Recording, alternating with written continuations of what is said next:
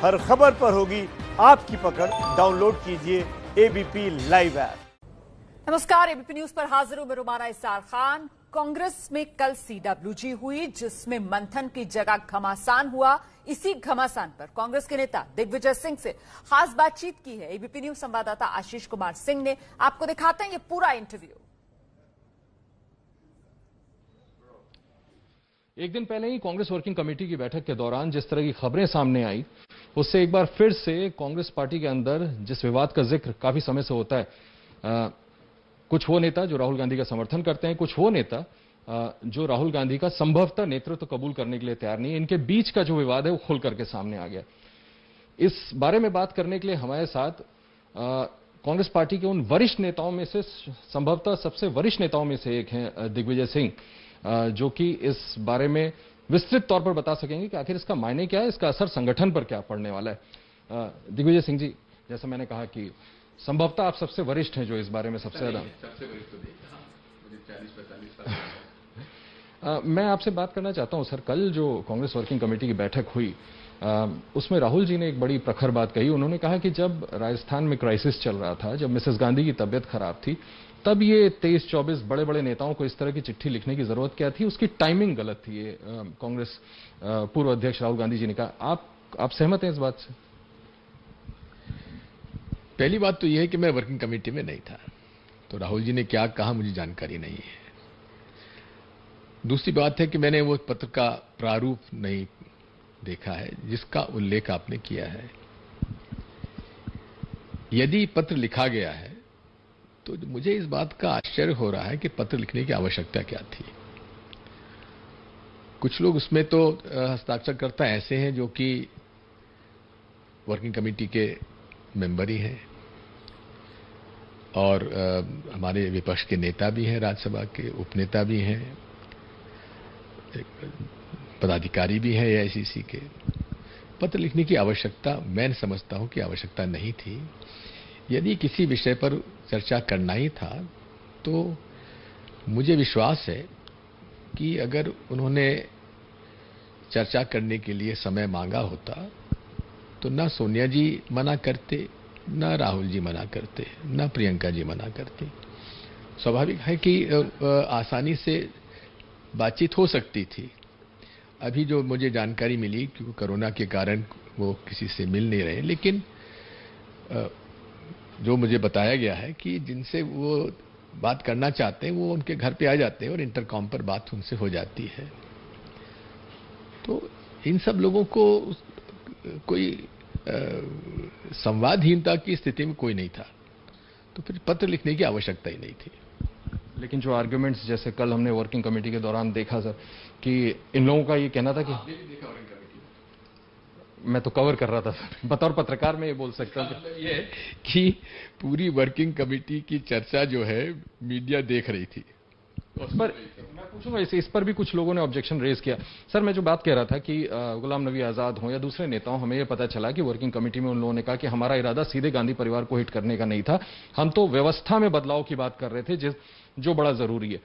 तो उनके आर्ग्यूमेंट्स तो लगता है ना कि लाजमी है। फिर आपने शुरुआत उसी से की कि कौन राहुल जी के साथ है, कौन राहुल जी के खिलाफ है।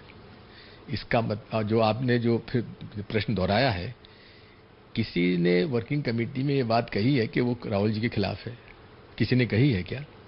क्या पत्र में ये लिखा हुआ है कि वो कोई भी व्यक्ति राहुल जी के खिलाफ है? फिर ये बात क्यों कही जा रही है?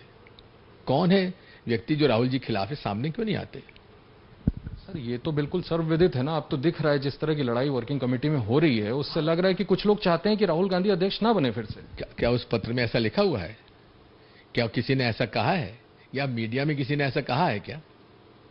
विजय जी, ये बात तो बिल्कुल सही है, पत्र में ऐसी कोई बात नहीं है।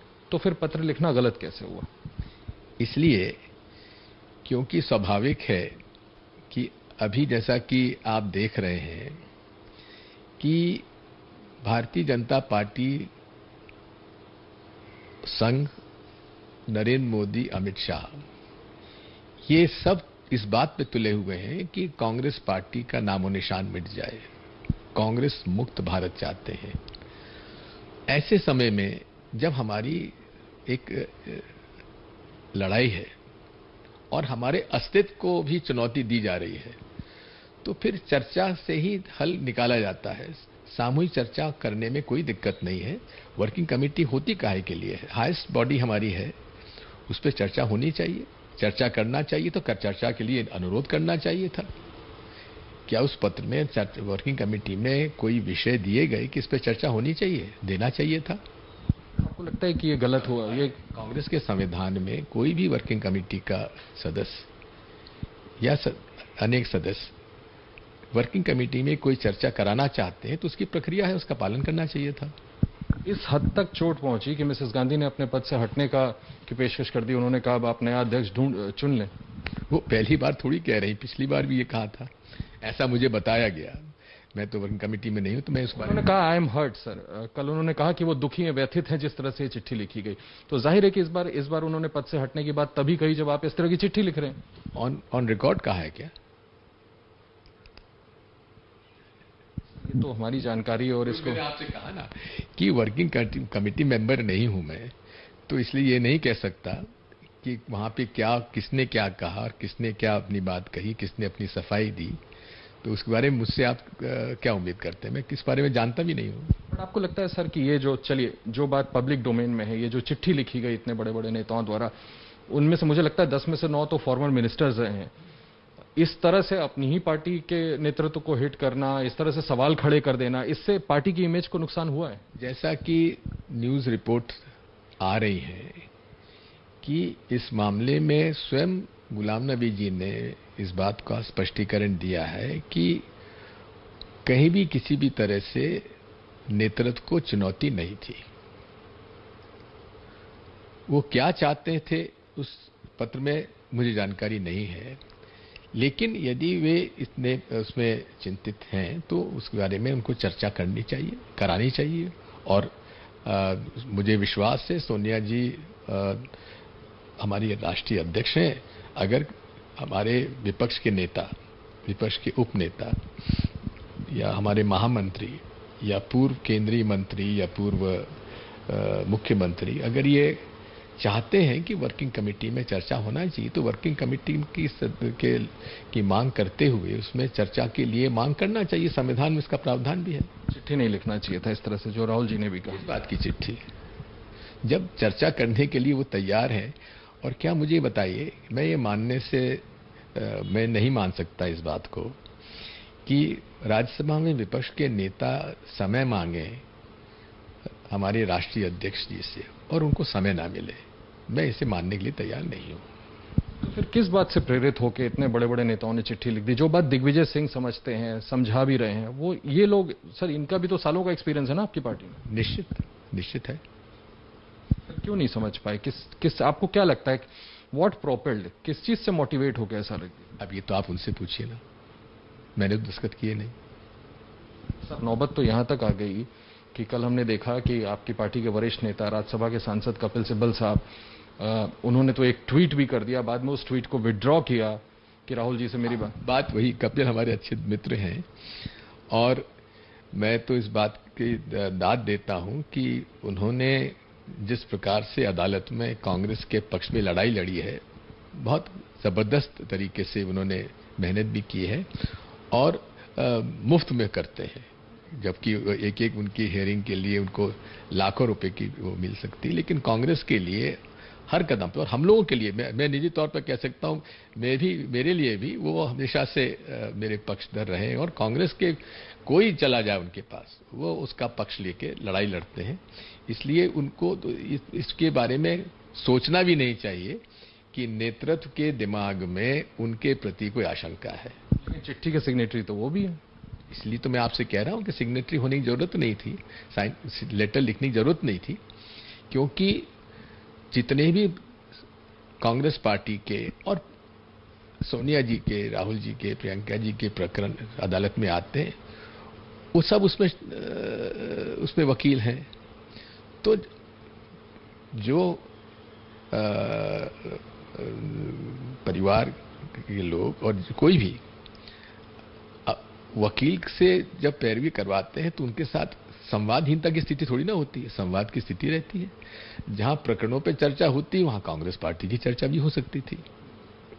आज देखा मैंने सुबह सुबह सिब्बल साहब का एक और ट्वीट आया है जिसमें उन्होंने कहा है कि it is not about a post, it is about the nation. वो कह रहे हैं कि about the country, about the nation. Absolutely, बिल्कुल, हम लोग सब चिंतित हैं और मैं इस बात के लिए राहुल जी को बधाई देता हूं कि जिस प्रकार से उन्होंने सबसे पहले देश में पहले व्यक्ति थे जिन्होंने कोरोना के खतरे से देश को आगाह किया था 12 फरवरी 2020 में, और 13 मार्च को देश के स्वास्थ्य मंत्री पार्लियामेंट में कहते हैं कि हमें कोई खतरा नहीं है, ये बहुत साधारण चीज है, हम इसको निपटने के लिए तैयार हैं।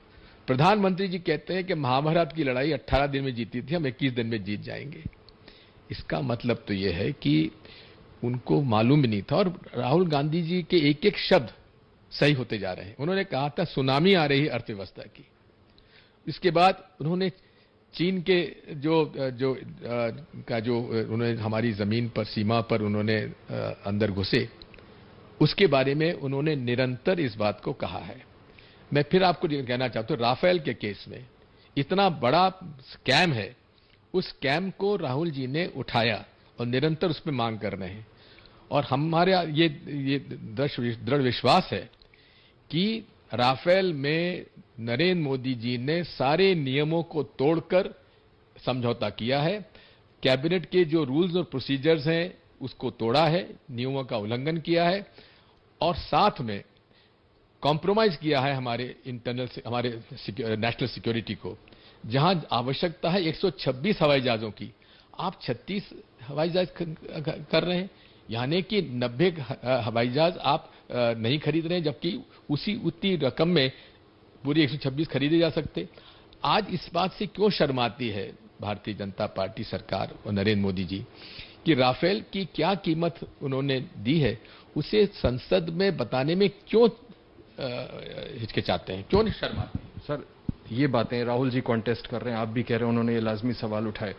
फिर ये पार्टी जब इस तरह की चीजें करेगी तो विभाजन नहीं दिखेगा कि एक तरफ तो एक व्यक्ति आपके नेता लड़ रहे हैं इस राफेल को लेकर के और बाकी नेता लगे हैं। मुझे बताओ आशीष, बिना किसी लाग लपेट के कितने ऐसे नेता हैं देश में जिस ऐसे हिम्मत के साथ, बहादुरी के साथ राहुल गांधी जी आज नरेंद्र मोदी और भाजपा सरकार के खिलाफ लड़ रहे हैं। जिस प्रकार से उन्होंने अपनी संघ के खिलाफ और संघ की विचारधारा के खिलाफ जो उन्होंने लड़ाई लड़ी है, मैं आपको याद दिलाना चाहता हूं, भिवंडी में उनके ऊपर मानहानि का दावा हुआ। कई बड़े बड़े नेताओं ने हमसे कहा कि आप यहां पे खेद प्रकट कर दीजिए। उन्होंने कहा नहीं, ये विचारधारा की लड़ाई है, मैं अदालत में फेस करूंगा। ये बहादुरी मुझे बताइए, कितने हमारे कांग्रेस पार्टी के नेता हैं जो ये बहादुरी दिखाते हैं? लेकिन सर, यही लोग तो फिर उनकी अथॉरिटी को चैलेंज भी कर रहे हैं ना सर। कौन कर रहा है? आपको किसने कह दिया कि उन्होंने राहुल गांधी की अथॉरिटी को चैलेंज किया है? आशीष, मुझे एक शब्द बता दीजिए, एक बयान दिखा दीजिए जहां इन 23 लोगों में से किसी ने भी राहुल गांधी की लीडरशिप को चैलेंज किया हो। सर, इस चिट्ठी में ये तो कम से कम लिखा है कि नेहरू गांधी परिवार जो है वो इंट्रिंसिक रहेगा गांधी परिवार के लिए। जब दो बार इस बात का जिक्र होता है इस चिट्ठी में, तो ये तो यही कहते हैं ना कि भाई अब नॉन गांधी का वक्त आ गया है। आशीष जी, मैं आपसे फिर कहता हूं, मैंने जब चिट्ठी देखी नहीं तो मैं कैसे मीडिया रिपोर्ट्स के आधार पर अपनी टिप्पणी कर दूं?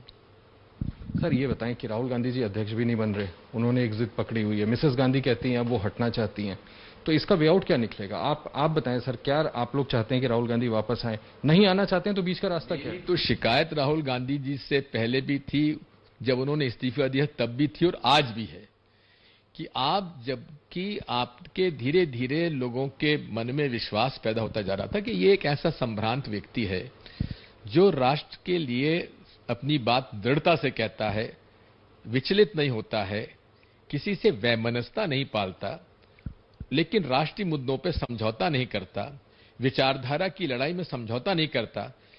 राष्ट्रीय चुनाव में 2019 में हम लोग चुनाव हार गए, लेकिन उन्हें इस्तीफा नहीं देना चाहिए था, और अगर ये इस्तीफा नहीं दिए होते तो आज स्थिति दूसरी होती। उन्होंने कहा था मैं रेडिकल चेंजेस चाहता हूं, पहले अपनी जिम्मेदारी लेता हूं, फिर बाकियों की। सीडब्ल्यूसी से एक भी सदस्य ने इस्तीफा नहीं दिया। मैं आपसे वही कह रहा हूं कि उनको इस्तीफा देने के बजाय पूरी वर्किंग कमेटी डिसॉल्व कर देनी चाहिए थी।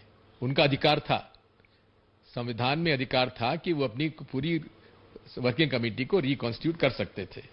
क्यों नहीं की उन्होंने? करना चाहिए था। मैं आज भी आपसे ये पूछना चाहता था, क्या आपको लगता है सर कि वर्किंग कमेटी को पूरी तरह से डिसॉल्व कर देना चाहिए और नई वर्किंग कमेटी? मैं तो आपसे कह रहा हूं कि यदि राहुल गांधी जी की ये इच्छा थी, कहते थे सबको रिजाइन करना चाहिए था, तो उनको खुद को इस बारे में बाध्य करना चाहिए था कि पूरी वर्किंग कमेटी इस्तीफा दे, और उनका ये अधिकार था कि वो नई अपनी वर्किंग कमेटी बनाते। क्यों नहीं की उन्होंने? मान लें सर उन्होंने नहीं किया, कोई राइट थिंकिंग आदमी है जो आप पर कोई दबाव नहीं डालना चाहता है, कि एग्जाम्पल सेट करना चाहता है, खुद इस्तीफा देकर, क्या बाकियों की जिम्मेदारी नहीं बनती थी कि उसके बाद वो इस्तीफा दे? हानि कितनी हुई है इन 1.25 साल में? जो अस्थिरता बताया गया, हालांकि अस्थिरता नहीं थी। सोनिया जी का तो मैं कह सकता हूं कि वो अद्भुत शख्सियत है, मैंने उनके साथ काम किया है, अद्भुत क्षमता वाली हमारी नेता है। उनकी मेमोरी, उनकी ग्रास्प और उनकी समझ, मैं समझता हूं कि अद्वितीय है। लेकिन फिर भी हानि हुई। केवल हानि इसलिए हुई क्योंकि वो उतना समय नहीं दे सकती, उनकी तबीयत ठीक नहीं रहती है, और ये इसीलिए राहुल गांधी जी का हमारे अध्यक्ष बनाए गए थे। तो उन्होंने इस्तीफा देकर एक ऐसी स्थिति कर दी है कि उनको मजबूरी में वापस अध्यक्ष पद संभालना पड़ा। और ये कंट्रोवर्सी ही नहीं होती अगर राहुल गांधी जी इस्तीफा नहीं देते। अब जबकि वो नहीं बनना चाहते, सर आपके ट्वीट पे आता हूं, आपने कहा कि गांधी परिवार के अलावा कांग्रेस कुछ नहीं है, मतलब अन्य दूसरे शब्दों में, क्या ये गुंजाइश है, राहुल जी ने अब जिद पकड़ी हुई है, कोई नॉन गांधी ढूंढो? प्रियंका जी का एक बयान आया था, भले 1 साल पुराना, कि नॉन गांधी को वो वेलकम करेंगी, जैसा राहुल जी ने कहा। क्या गांधी परिवार के बिना कांग्रेस कुछ है? क्या नॉन गांधी बन सकता है, या अगर कोई नॉन गांधी बना तो पार्टी बिखर जाएगी? आशीष जी, एक बात बता दूं मैं आपको, पंडित जवाहरलाल नेहरू का वो परिवार है जिसने आजादी की लड़ाई में दादा से लेकर पोती तक जेल गए। एक समय था कि उनके परिवार में सब लोग जेल में थे, कभी उम्मीद भी नहीं करते थे कि भारत आजाद होगा या प्रधानमंत्री बनेंगे या मंत्री बनेंगे। लेकिन उसके बाद भी आप देखेंगे सोनिया गांधी प्रधानमंत्री बन सकती थी 2004 में, नहीं बनी। मुझे याद है हम लोग उनसे प्रार्थना करते रहे, अनुरोध करते रहे, उन्होंने मना कर दिया। राहुल गांधी जी 2009 से 2014 के बीच में प्रधानमंत्री बन सकते थे, मंत्री बन सकते थे, उन्होंने मना कर दिया। ये वो परिवार है जो कि सत्ता लोभी नहीं है, ये विचारधारा की लड़ाई आज लड़ रहे हैं। और विचारधारा की लड़ाई शुरू से पंडित जवाहरलाल नेहरू ने लड़ाई लड़ी है इन सांप्रदायिक शक्तियों से, मुस्लिम लीग से एक तरफ, हिंदू महासभा और आरएसएस से दूसरी तरफ, कट्टरपंथी धार्मिक उन्माद फैलाने वाली शक्तियों से ही लड़ाई कांग्रेस पार्टी लड़ती रही है, आजादी के पहले भी और आज भी, और लड़ती रहेगी। और ये विचारधारा जो है, मुझे इस बात की प्रसन्नता है कि राहुल गांधी जी ने उस परंपरा को, पंडित जवाहरलाल नेहरू की परंपरा को आगे बढ़ाया है और उस पर आज दृढ़ हैं। इसलिए प्रशंसा करता हूं। क्या इस पार्टी को के अध्यक्ष के तौर पे इस पार्टी को एक गांधी ही चला सकता है, या मैं फिर से पूछना चाहूंगा, या किसी नॉन गांधी की भी गुंजाइश है? मैं आपसे बता रहा हूं कि ये समय कई बार आया। 69 में भी कुछ लोगों ने मिलकर इंदिरा जी को हटाने का प्रयास किया। कांग्रेस के कार्यकर्ता किसके साथ गए? इंदिरा जी के साथ गए। 78 में फिर इंदिरा जी को हटाने के दूसरे लोगों ने षड्यंत्र किया। कांग्रेस कार्यकर्ता किसके साथ गए? इंदिरा जी के साथ गए। बाद में भी 2 और मौके आए, लोग किसके साथ गए? इस परिवार के साथ गए। कांग्रेस का आम कार्यकर्ता इस परिवार को साथ नहीं छोड़ सकता, और ये परिवार कांग्रेस जनों के लिए एक बाइंडिंग फैक्टर है। उनका नेतृत्व हम लोगों के लिए एक बाइंडिंग फैक्टर है जिस पर हमें गर्व है।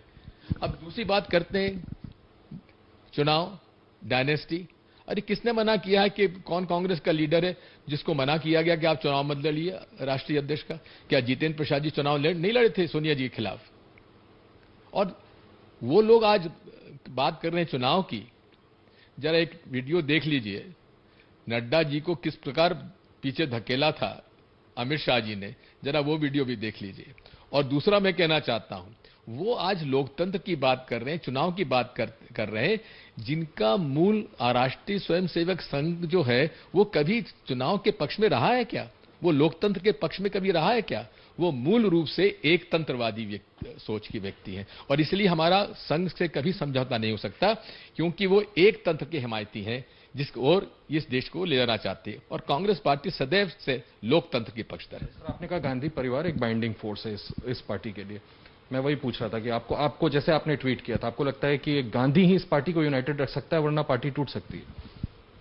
बात यह है, 2004 में डॉक्टर मनमोहन सिंह जी को उन्होंने चुना, किसी ने आपत्ति की, और डॉक्टर मनमोहन सिंह जी ने जिस अच्छे ढंग से, जिस हुनर के साथ देश को चलाया, अर्थव्यवस्था सुधारी और देश में आम जनता के मुद्दों को उन्होंने सोनिया गांधी जी के नेशनल एडवाइजरी काउंसिल के सुझावों पर right to information, right to food, जनता को अधिकार दिया, अपने हाथ में अधिकार नहीं लिया, जनता को अधिकार दिया। यूपीए का युग 2004 से 2014 तक सबसे बेहतरीन था अर्थव्यवस्था में, सोशियो इकोनॉमिक पॉलिसीज के आधार पर, और जितने भी गलत आरोप लगाए गए, 2G का लगाया गया, कोल ब्लॉक का लगाया, एक भी प्रकरण में कहीं कोई प्रमाण आया है क्या? जिस प्रकार से सीएजी ने झूठ बोलकर और झूठे आंकड़े देकर बदनाम किया, क्या आज हम लोग इस बात को नहीं समझते कि किसके कहने पे सब किया गया था? और उसके बाद जिन सीएजी साहब ने सब सारे आंकड़े गलत दिए थे, उनको महामंडित नहीं किया गया मोदी जी ने? तो आप इस बात को नहीं समझते? मैं सर समझ रहा हूं, मेरा सवाल आपसे आपके ट्वीट से संबंधित था। मैंने तो जवाब दे दिया, गांधी ही ऊपर रहेगा। मैं आपको कह चुका ना कि डॉक्टर मनमोहन सिंह जी का हमारे सामने उदाहरण है, हम सब स्वीकार करते हैं। नेतृत्व गांधी, नेहरू गांधी परिवार का होना चाहिए। बाकी हमारा पूरा विश्वास उस परिवार के प्रति है, जो वो करेंगे हम उनके साथ हैं। तो अब आप मना भी लीजिए ना राहुल जी को अध्यक्ष बनने के लिए, मान ही नहीं रहे हो तो क्या है? तो या तो प्रियंका जी को आने दीजिए। मैंने आपसे कहा है ना कि नेहरू गांधी परिवार हमारे लिए हमारा नेतृत्व कर रहे हैं और हमें उस नेतृत्व पे गर्व है, उस परिवार पे गर्व है जिसकी